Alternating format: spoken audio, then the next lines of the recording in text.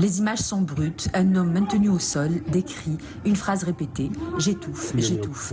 Des images d'une interpellation violente filmées par des témoins devenus virales.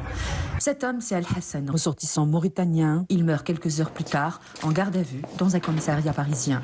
Justice pour tout le monde et un stop au racisme et violence policière. Aujourd'hui, quelques jours après les faits, ils sont plusieurs centaines à se rassembler, familles, proches, soutien. Ils réclament justice sans illusion, mais par devoir.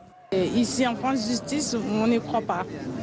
Donc, mais quand même, on est là parce qu'on est de la famille et c'est notre devoir d'être là. Les images de l'interpellation nourrissent la colère, coups portés, immobilisation au sol, des scènes qui relancent un débat ancien, celui de la violence policière. Sur le plan judiciaire, le parquet de Paris a ouvert une information pour violence volontaire ayant entraîné la mort.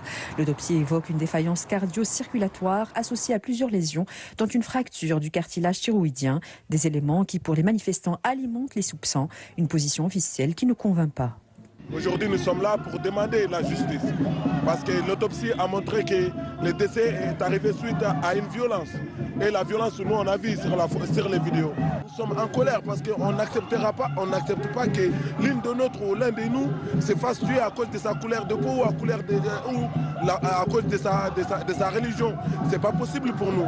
Si on vit dans un pays, soi-disant un pays des droits de l'homme, avec ou sans papier, nous avons droit de vivre. Au-delà de ce cas, la question dépasse ce seul dossier en France. Dernièrement, le comité anti-torture du Conseil de l'Europe a alerté sur des allégations de violence et des techniques d'immobilisation à risque.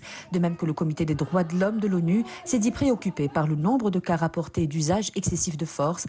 Et selon un rapport publié en 2025 par l'ONG Flagrant Déni et à partir de données du ministère de la Justice française, le nombre d'affaires de violence impliquant des personnes dépositaires de l'autorité publique serait passé de 700 en 2016 à 1110 en 2024, soit une hausse de 59%, environ 3 affaires par jour.